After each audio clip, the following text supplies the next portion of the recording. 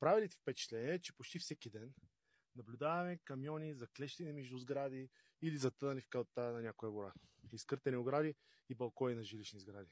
Знам, че много от вас ще напишат в коментар, че шофьора е глупав или немърлив или не може да кара.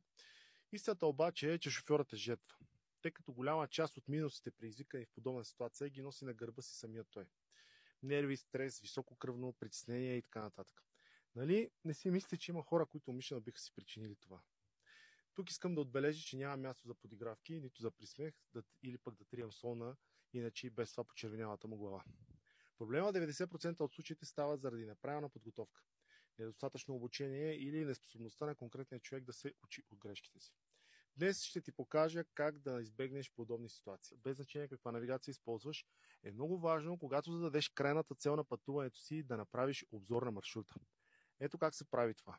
Мащабираш картата и хвърляш по един поглед през кои основни градове ти минава пътуването, през кои пътища и магистрали. И така, движейки се по пътя, вече знаеш каква посока да следваш на табелите.